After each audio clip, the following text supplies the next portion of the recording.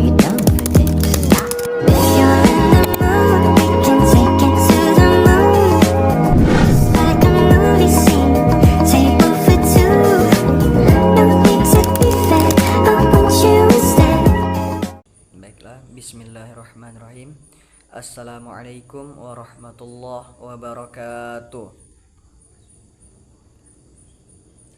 Pertama-tama, puji syukur kita panjatkan kehadirat Allah Subhanahu wa taala, karena atas berkat rahmat dan karunia Dialah saya dapat membuat tugas video ini dalam rangka memenuhi tugas UAS pada mata kuliah Fikih Muamalah.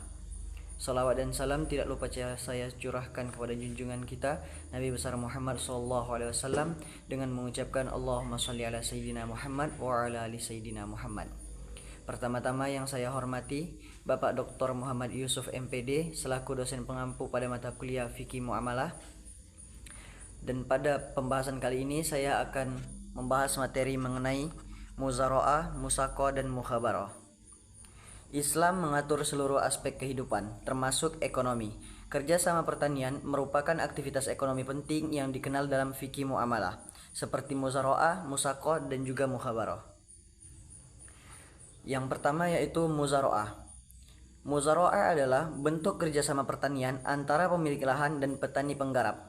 Pemilik lahan menyediakan tanah, sementara penggarap menanami dan mengelola lahan dengan biaya sendiri. Hasil panen kemudian dibagi sesuai dengan kesepakatan, misalnya 1/2, 1/3, ataupun 1/4. Maksudnya adalah, muzara'ah adalah suatu akad kerjasama pertanian antara pemilik lahan dan petani penggarap, di mana pemilik lahan ini menyediakan lahan dan benih untuk ditanami dan dirawat oleh petani penggarap. Konsep ini muncul dari kebutuhan, di mana pemilik lahan mungkin tidak mampu mengelola tanahnya dan penggarap juga tidak memiliki lahan tetapi memiliki keahlian. Maksudnya di sini yaitu mungkin ada seseorang yang memiliki lahan dan memiliki benih, tetapi mungkin ia sibuk bekerja ataupun mungkin ia sudah tidak sanggup untuk melakukan pertanian di lahan miliknya karena faktor usia dan lain sebagainya. Dan yang satu lagi, ada seseorang yang mempunyai keahlian bertani dan bisa bertani dan mampu untuk melakukan aktivitas pertanian tersebut, tetapi ia tidak memiliki lahan sehingga ia tidak bisa melakukan aktivitas pertanian karena dia tidak tahu mau menanam di mana benih yang ada ataupun mau merawatnya bagaimana. Nah, agar keduanya sama-sama mendapatkan manfaat, maka mereka bekerja sama melalui akad muzara'ah, yaitu pemilik lahan menyediakan lahan dan benih dan petani penggarap bertugas untuk menggarap pertanian mereka.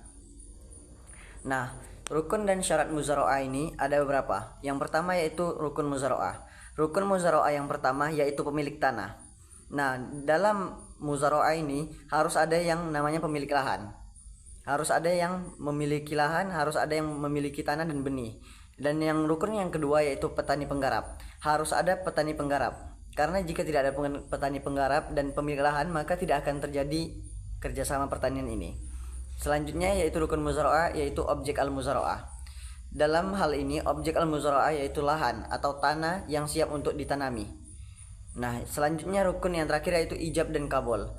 Ijab dan kabul ini adalah kesepakatan di awal antara pemilik lahan dan petani penggarap, bagaimana nanti pembagian hasil dari hasil pertanian tersebut. Selanjutnya yaitu syarat muzara'ah. Syarat muzara'ah yang pertama yaitu pihak yang berakad, yaitu pemilik lahan dan juga petani penggarap, itu harus berakal balik. Syarat yang kedua yaitu jenis tanaman harus ditentukan. Maksudnya adalah sebelum melaksanakan akad kerjasama ini, mereka harus menentukan dulu apa tanaman yang mau ditanami di lahan yang sudah ada. Nah, selanjutnya syarat yang ketiga yaitu bagian hasil panen atau persentase harus jelas dan milik bersama. Maksudnya di sini sebelum akad itu dilaksanakan harus ada pembagian hasil panen itu yang jelas. Misalnya seperti ini. 60% untuk pemilik lahan dan penyedia benih dan 40% untuk petani penggarap dan yang merawat tanaman tersebut. Misalnya contohnya seperti ini. Ada Bapak Ahmad dan Bapak Budi. Bapak Ahmad selaku pemilik lahan dan penyedia benih, sementara Pak Budi adalah orang yang petani sebagai petani penggarap. Nah, sesuai kesepakatan mereka di awal, pembagian hasilnya yaitu 60% untuk pemilik lahan dan penyedia benih dan 40% untuk petani penggarap. Nah, jadi jika semisalnya mereka menanam mangga dan hasil mangga itu 10 ton, maka 6 tonnya untuk Pak Ahmad dan 4 tonnya untuk Pak Budi. Karena 60% dari 10 ton itu adalah 6 ton, maka itu untuk bagian untuk Pak Ahmad dan 4 tonnya itu bagian Pak Budi. Karena sesuai kesepakatan di awal yaitu 60% untuk pemilik lahan dan 40% untuk petani penggarap. Nah, jika akad muzaraah memenuhi rukun dan syarat, maka petani bertanggung jawab atas biaya benih dan pemeliharaan. Selanjutnya yaitu akad muzaraah ini bisa berakhir karena beberapa sebab. Yang pertama yaitu meninggalnya salah satu pihak. Jika salah satu pihak yang berakad meninggal dunia, akad muzaraah dapat berakhir. Namun, jika tanaman sudah berbuah tetapi belum layak untuk dipanen, ahli waris dapat melanjutkan akad hingga panen. Maksudnya apa? Jika dua orang sebagai contoh Pak Ahmad dan Pak Budi tadi telah melakukan akad muzaraah, tetapi selagi mengerjakan tanaman tersebut, merawat tanaman tersebut, salah satu pihak ini ada yang meninggal, entah itu pemilik lahan yaitu Pak Ahmad yang meninggal ataupun Pak Budi sebagai petani penggarap itu yang meninggal. Nah, itu akad muzaraahnya bakal berakhir jika ada salah satu pihak yang meninggal. Nah, selanjutnya jika yang meninggal itu adalah pemilik lahan ataupun petani penggarap, nah selagi mereka telah melaksanakan akad tersebut dan telah melaksanakan kerjasama pertanian tersebut dan tanaman itu sudah berbuah tetapi belum layak panen, nah itu akadnya bisa dilanjutkan oleh ahli waris. Misalnya Pak Ahmad meninggal selaku pemilik lahan tadi, nah itu bisa dilanjutkan oleh ahli waris dari Pak Ahmad, baik itu anaknya ataupun siapapun ahli warisnya. Nah, kedua yang membuat akad muzaraah itu berakhir yaitu penyimpangan penggarap. Nah, jika penggarap melakukan penyimpangan dari kesepakatan dalam akad muzaraah, hal ini dapat menjadi alasan berakhirnya akad. Misalnya seperti ini. Pak Budi yang tadi selaku petani penggarap itu membohongi Pak Ahmad. Dia melaporkan kepada Pak Ahmad bahwa hasil panen hanya 9 ton, sementara hasil panen yang sebenarnya adalah 10 ton. Nah, itu yang dimaksud dengan penyimpangan oleh penggarap. Nah, itu dapat menjadi salah satu alasan berakhirnya akad muzaraah karena adanya penyimpangan yang dilakukan oleh penggarap. Nah, selanjutnya yang dapat membuat akad muzaraah ini berakhir yaitu halangan atau uzur. Adanya halangan atau uzur yang menyebabkan salah satu pihak tidak dapat melanjutkan pekerjaan. Contohnya pemilik lahan terlilit hutang dan harus menjual lahannya, atau petani sakit parah dan harus bepergian jauh sehingga tidak mampu bekerja. Maksudnya apa? Halangan atau uzur ini maksudnya adalah misalnya pemilik lahan ini memang memiliki lahan dan telah melakukan akad muzaraah kerjasama dengan petani penggarap. Nah, selagi akad muzaraah ini berlangsung, tanaman itu sedang dirawat oleh petani penggarap, tetapi ada halangan atau uzur yang menyebabkan akad muzaraah ini bisa berakhir. Yaitu apa? Yaitu pemilik lahan, yaitu sebagai contoh di Pak Ahmad, itu memiliki utang dan ia harus segera melunasi utangnya dan mau tidak mau ia menjual kebunnya. Nah, itu juga dapat menjadi salah satu alasan berakhirnya akad muzaraah. Nah, pembahasan yang selanjutnya yaitu musakoh. Musakoh adalah bentuk kerjasama di mana pemilik kebun menyerahkan kebunnya kepada penggarap untuk dipelihara, disiram, dan dijaga. Sebagai imbalannya, penggarap berhak atas bagian tertentu dari hasil panen. Ini adalah bentuk yang lebih sederhana dari muzaraah, di mana fokus utama penggarap adalah pemeliharaan pohon dan penyiraman. Maksudnya apa? Musakoh di sini yaitu bentuk kerjasama antara petani penggarap dan pemilik lahan. Nah, kalau muzaraah tadi, pemilik lahan hanya memiliki lahan dan memiliki benih, tetapi belum dilaksanakan pertanian, hanya memiliki lahan dan benih, dan yang bertugas melaksanakan pertaniannya yaitu petani penggarap. Berbeda dengan musakoh ini. Musakoh ini pemilik lahan memiliki lahan dan lahannya telah ditanami oleh buahan ataupun sayuran ataupun yang lain. Itu telah ditanami, telah berbentuk kebun, bukan hanya lahan kosong Nah, jadi tugas dari petani penggarap hanya memelihara, merawat, dan menjaga hingga panen. Nah, dasar hukum dari musako ini yaitu Quran Surah Al-Maidah ayat 2 yang dijelaskan dalam Al-Quran Surah Al-Maidah ayat 2 yaitu perintah untuk tolong-menolong dalam kebaikan dan takwa yang berbunyi Bismillahirrahmanirrahim wa ta'awanu 'alal birri wat taqwa wa la ta'awanu 'alal ismi wal udwan innallaha syadidul iqab, yang artinya dan tolong menolonglah kamu dalam kebajikan dan janganlah kamu tolong menolong dalam keburukan, sesungguhnya azab Allah begitu pedih. Nah, rukun dan syarat musako ini ada beberapa. Yang pertama yaitu rukun musyakoh. Yang pertama yaitu harus ada dua pihak yang berakad, yaitu pemilik kebun dan petani penggarap. Nah, rukun yang kedua itu harus ada objek musako. Objek musako yaitu pohon-pohon yang telah berbuah ataupun lahan yang telah berbentuk kebun, bukan hanya lahan kosong seperti muzaraah tadi. Nah, selanjutnya rukun musako yang ketiga yaitu buah yang dihasilkan harus ditentukan bagiannya saat akad. Maksudnya sebelum panen dilakukan, sebelum akad musako ini dilakukan, itu harus ada pembagian hasil yang jelas. Seperti contoh tadi, pembagian hasil pada muzaraah yang saya contohkan tadi, Pak Ahmad selaku pemilik lahan mendapatkan bagian 60% dan Pak Budi sebagai petani penggarap mendapatkan bagian 40%. Nah, itu akadnya harus dilaksanakan sebelum kerjasama pertanian ini dilakukan. Nah, rukun yang selanjutnya yaitu pekerjaan penggarap harus jelas dan dilakukan sendiri. Maksudnya penggarap itu harus jelas. Penggarap ini ngapain? Ya tidak hanya melihat-lihat, tetapi ya memang menyiram, menjaga, merawat hingga buah tersebut dapat dipanen dan dibagi hasilnya sesuai kesepakatan di awal. Nah, rukun musako yang selanjutnya yaitu sigot, ijab kabul yang jelas. Seperti yang saya katakan tadi, harus ada ijab kabul yang jelas. Nah, selanjutnya yaitu syarat musakoh. Syarat musakoh ini ada beberapa. Yang pertama yaitu pihak yang berakad harus berakal. Ya, maksudnya pihak yang berakad ini antara pemilik lahan dan petani penggarap haruslah orang berakal. Tidak mungkin orang gila yang berakad. Nah, mereka yang berakad ini harus orang yang berakal, balik. Nah, seperti itu. Syarat yang selanjutnya musako yaitu jenis tanaman harus ditentukan. Maksudnya adalah jenis tanaman yang harus ditentukan itu maksudnya sebelum melaksanakan pertanian tersebut kita harus menentukan jenis tanaman apa yang mau kita tanam. Misalnya seperti contoh tadi mangga. Nah, itu harus jelas dari awal mangga yang mau ditanami. Nah, begitu. Selanjutnya syarat yang ketiga yaitu bagian hasil panen atau persentase harus jelas dan milik bersama. Seperti yang saya katakan tadi, persentase pembagian hasil itu harus jelas. Harus dilakukan kesepakatan dari awal.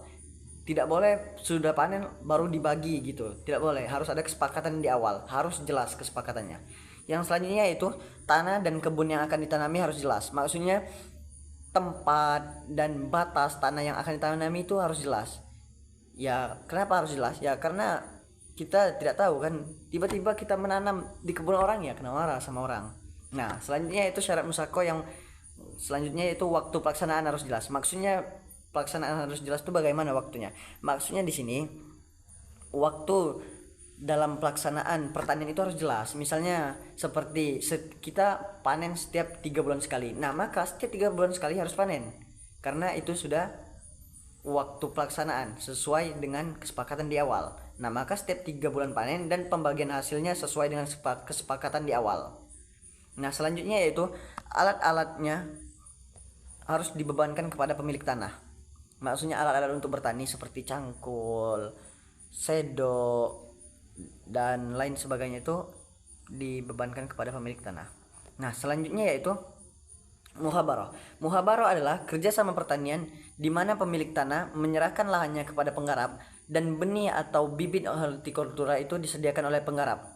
Hasil panen kemudian dibagi sesuai kesepakatan awal. Ini adalah bentuk muamalah yang memanfaatkan tanah sebagai imbalan atas apa yang dihasilkan dari tanah tersebut. Nah, muhabarah ini berbeda dengan musako dan muzaraah tadi. Muzaraah yaitu pemilik lahan menyediakan lahan dan benih dan petani penggarap bertugas menanami, merawat hingga kemudian hasilnya dapat dipanen. Nah, itu muzaraah. Dan musako tadi, musako pemilik lahan tidak hanya menyediakan lahan kosong dan benih, tetapi sudah memang berbentuk kebun, sudah ditanami. Jadi tugas dari petani penggarap hanyalah merawat, menyiram, dan menjaganya hingga waktu panen, dan kemudian nanti dibagi sesuai dengan kesepakatan di awal. Nah, kalau muhabaroh ini kerjasama pertaniannya itu pemilik lahan hanya menyediakan lahan, dan petani penggarap itu bertugas untuk menyediakan benih dan juga melaksanakan pertaniannya, seperti menjaga, merawat hingga panen dari hasil pertanian tersebut, dan kemudian dibagi sesuai dengan kesepakatan di awal. Dasar hukum dari muhabarah ini dapat kita lihat di Quran surah Al-Muzammil ayat 20 yang menjelaskan bahwa manusia menjelajahi bumi mencari karunia Allah, menunjukkan pentingnya interaksi dan kerjasama. Ya, kerjasama yang dimaksud di sini yaitu kerjasama pertanian seperti muzara'ah, musaqah, dan muhabarah yang sedang kita bahas pada pembahasan kali ini. Nah, rukun dan syarat muhabarah kurang lebih dengan rukun dan syarat pada musaqah dan muzara'ah. Yang pertama yaitu akid, pemilik dan penggarap tanah. Maksudnya yaitu harus ada orang yang pemilik lahan dan petani penggarap. Harus ada dua orang ini agar terjadi suatu kerjasama. Nah, rukun yang kedua yaitu jenis pekerjaannya harus dikerjakan. Maksudnya itu apa pekerjaannya itu harus dikerjakan oleh petani penggarap. Seperti itu. Selanjutnya yaitu kesepakatan pembagian hasil atau upah. Maksudnya di awal ini harus ditentukan nanti pembagian hasilnya itu berapa. Seperti yang saya contohkan tadi 60-40 atau 70-30 ataupun mau 50-50 juga, itu sesuai dengan kesepakatan antara petani penggarap dan pemilik lahan di awal sebelum melaksanakan pertanian tersebut. Nah, selanjutnya yaitu akad, yaitu ijab kabul. Nah, ijab kabul ini yaitu kesepakatan antara petani penggarap dan pemilik lahan. Itu mereka melaksanakan ijab dan kabul. Artinya mereka sepakat bahwa pembagian hasilnya nanti berapa, waktu pelaksanaannya berapa, dan nanti alat-alat yang digunakan itu apa saja, siapa yang menanggung, siapa yang menyediakan benih. Nah, ini yang dimaksud, ini yang akan diakadkan, ini yang akan mereka buat kesepakatan bersama. Dan selanjutnya itu syarat mukhabarah. Syarat muhabarah yaitu yang pertama waktu pelaksanaannya harus jelas. Seperti yang saya katakan tadi, misalnya waktu pelaksanaannya yaitu 3 bulan, setiap 3 bulan panen. Nah, maka setiap 3 bulan ini harus panen dan pembagian hasilnya sesuai dengan kesepakatan di awal. Yang kedua yaitu objek atau tanah harus jelas untuk menghindari penipuan. Maksudnya itu tanahnya di mana, untuk ditanami itu di mana. Nah, itu harus jelas, jangan sampai nanti tiba-tiba kita menanam di kebun orang, kan bisa kena marah sama orang. Nanti tiba-tiba dipanen orang marah karena kita yang merawat, kita yang menanam, kita yang menjaga, tiba-tiba panen orang. Rupanya kita menanam di kebun orang. Nah, itu alasan maka tanah yang kita tempati untuk melakukan pertanian itu harus jelas. Selanjutnya itu upah pekerja harus jelas dari hasil panen atau persentase. Maksudnya dari hasil panen tadi, misalnya seperti buah mangga 10 ton hasilnya dan pembagiannya itu 60-40, maka itu harus jelas upah pekerjanya berapa, harus jelas sesuai dengan kesepakatan di awal. Yang selanjutnya yaitu syaratnya akad dilaksanakan sebelum pekerjaan dimulai. Maksudnya sebelum pertanian itu dimulai, akad itu dilaksanakan. Jangan sampai pertaniannya dimulai terus tuh nanti sesudah selesai semua hasil panen baru mau akad, itu tidak bisa karena ditakutkannya tidak menemui jalan tengah tentang pembagian hasil. Maka dari itu akad harus dilaksanakan sebelum pelaksanaan pertanian itu dimulai. Selanjutnya yaitu pembagian hasil disebutkan secara jelas. Nah, ini yang maksud saya tadi, akad itu harus disebutkan secara jelas pada kesepakatan di awal agar tidak terjadi konflik, tidak terjadi kesalahpahaman antara petani penggarap dan pemilik lahan.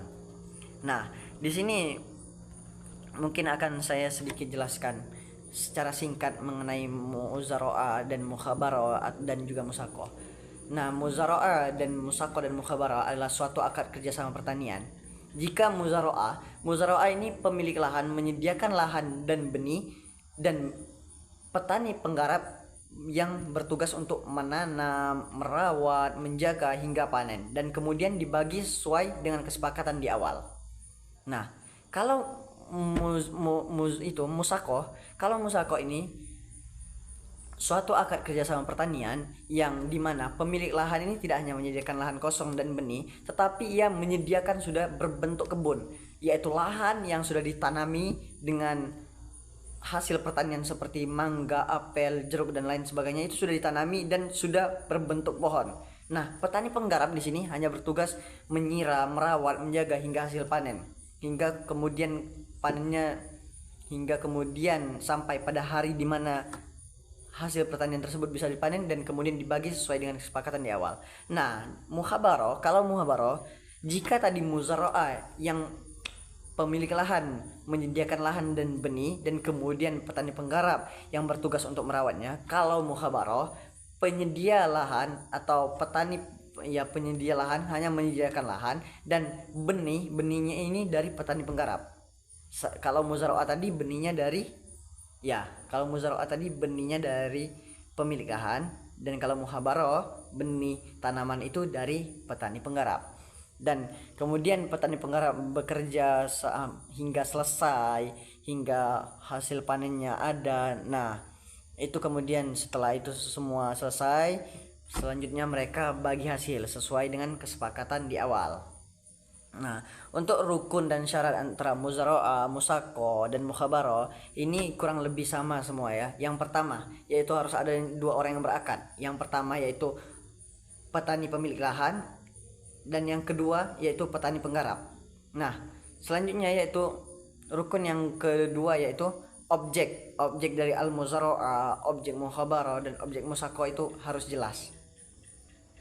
Nah, selanjutnya yaitu ijab kabul yaitu akad yang dilaksanakan di awal untuk menghindari konflik di akhir. Nah, ini harus ada akad. Nah, mungkin rukun muzaraah itu dan syarat muzaraah, musako, dan mukhabarah ini juga kurang lebih sama. Yang pertama yaitu pihak yang berakad antara petani penggarap dan pemilik lahan ini harus berakal dan baligh. Nah, selanjutnya syarat yang kedua itu jenis tanaman itu harus ditentukan. Apa tanaman yang mau kita tanami di lahan ini itu harus ditentukan dari awal. Nah, selanjutnya itu pembagian hasil atau presentasi pembagian keuntungan itu nanti harus disepakati dari awal agar tidak terjadi konflik. Nah, selanjutnya itu lokasi dan batas tanah harus jelas. Batas mana lokasi itu, tanahnya berapa, jumlah lebar tanahnya berapa, di mana letaknya, batas tanahnya harus jelas agar tidak terjadi kesalahpahaman antara kita pemilik tanah dan orang pemilik tanah di sebelah kebun kita, di sebelah tempat kita bertani. Nah, selanjutnya itu waktu dan syarat-syaratnya harus jelas. Misalnya setiap 3 bulan sekali panen. Nah, itu harus ditentukan dari awal agar tidak agar muzaraah, musako, dan mukhabarah ini sah untuk dilaksanakan. Itu harus ditentukan dari awal. Dan alat-alat yang dipakai itu harus juga ditentukan dari awal. Harus ini alat-alat yang pakai, yang menanggungnya ini atau petani penggarap ataupun pemilik lahan. Nah, mungkin hanya itu yang dapat saya sampaikan mengenai materi muzaraah, musako, dan mukhabarah. Kurang lebihnya saya mohon maaf, dan apabila ada salah dalam tutur kata ataupun salah dalam menyebutkan ayat Al-Quran dan sebagainya, saya mohon maaf. Pergi ke pasar membeli kurma, tidak lupa membeli semangka. Ilmu yang didapat semoga berguna, mari diamalkan dengan bijaksana. Saya akhiri billahi taufiq wal hidayah. Wassalamualaikum warahmatullahi wabarakatuh.